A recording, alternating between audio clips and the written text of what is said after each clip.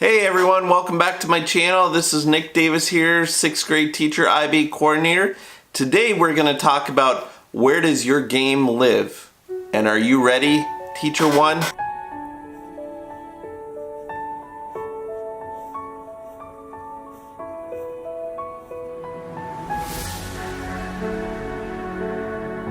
Alright, I've seen several teachers have their game live on their classroom walls. But I also have seen them strictly live online, or a mixture of both. Carrie Baucom, an amazing special ed teacher in Illinois, her game generally lives on her walls in her classroom. Her students are immersed in her game from the leaderboards that are up on the walls, the mini games, and her amazing game board. Make sure you follow her channel. I'll put a link to her channel in the description below. Since my school is a one-to-one school, with every student having a Chromebook, I chose to do both. My game lives on my walls and online. On my walls I have a progression chart that shows how they have progressed throughout the game, an item store where items were sold and traded, and a house leaderboard. I have chosen to develop my game using a website platform called Wix Online. This is not a sponsored video or anything like that. There are several free and easy platforms that would work as well, such as Google Sites or Weebly. However, I chose to use Wix because of the easy user interface, the layout, and the options that is supplied fit my game. I even have kids use this website creation tool for side quests. So let's dive in to my website.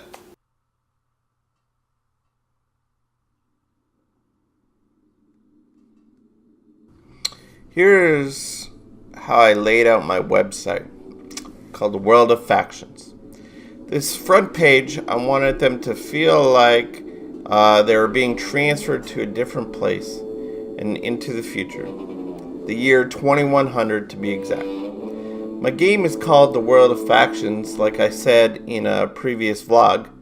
I chose a dystopian theme. I used the Divergent series to help guide the storyline just a little bit. Check this vlog out about theme if you need help deciding on a theme for your game. Here's a quick synopsis of my game. The students are trapped in the city of Chicago by a wall that surrounds the city. They are separated into different factions. They must save the world of factions, and to do this, they must find the Divergent. The Divergent is the only one that can open a locked box. In that locked box are instructions on how to shut down this timer right here that is counting down on my website. If the timer counts down to 0, the world of factions will self-destruct. Besides having a timer, I have my trailer, which is right here, and this is used for getting them hooked into the game. I also have a backstory for my game that I recorded on SoundCloud, and they go to this link to get to that recording. The motto while you visit here at the World of Factions is explore, play, and learn. I chose the word explore because I want my students to have this sense of curiosity and try new things to carve new paths. Play is about making sense of the world full of new opportunities. Play is such an integral part of learning. I chose learn because I want my students to learn new skills, to create new knowledge, rather than consume it. Students start thinking that they have been transferred to a new world because there is music playing, which is right here. When they get to my website, the lights are turned off. When they enter the World of Factions, they start to meet some of the new characters by going through this choose your own adventure when they click on newbie. And this is like a Google form that I made, which allows them to kind of meet some new characters. The graphics that I chose for the World of Factions is from this website called DeviantArt, which I have a link right here below. If you just email them and ask them if they could use their art on your website, most times they would say yes. I also then crumple up a piece of paper, and I put a piece of paper on everyone's desk. And on that crumpled up piece of paper, it reads this little story. The founders of the World of Factions have left you in this beautiful city. However, before they left you, they gave you this mind eraser serum so that you wouldn't remember anything that happened prior to coming here. You now have to relearn a multitude of skills. You want to learn these skills so that you can help the human race become smarter. You will become the guardians to the human knowledge.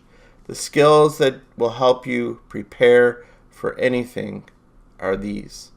And these are skills and that I got from the ISTE standards. So some of the things that you can put on your website, and I'll be going more in depth on my website as we walk through this gamification journey together. And some of the things that you could put on your website are quests, leaderboards, an item store, a student sandbox area for like the guilds or factions, that's your groups that could play around in and have that sense of community together within the big overall game. Some Easter eggs that you could place on your website. So I'll be going more in depth on those later on in a future vlog, but I hope this helps in you determining on where your game lives.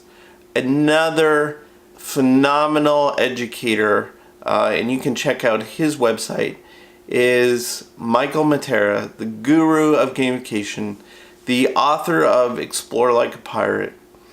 He has a website called Realm of Nobles, and I highly recommend you checking out his website as well, and a link to his YouTube channel. I'll put that in the description below, but I highly recommend you checking out his channel as well. For leukemia! Lemons for leukemia, right? Adam's turn! I just got the tip. I gotta get the lemon. Ugh, that's gross. We want to invite some of our friends to participate in this challenge with us. So I'm gonna challenge one Nick Davis. Thanks, Michael Matera, for this nomination. Greatly appreciate that, buddy. The Lemons for Leukemia Challenge last September, Chris Betancourt, a 20-year-old from California, was told his leukemia had returned and he had just 1 year to live. So his best friend, Dylan Hill, 19 years old, dropped out of college, and they created this bucket list together of ideas to do. One of the things on that list was to have a record number of bone marrow donations so that they started this viral Lemons for Leukemia challenge to raise awareness for bone marrow donations. I'll put a link in the description below. So let's do this.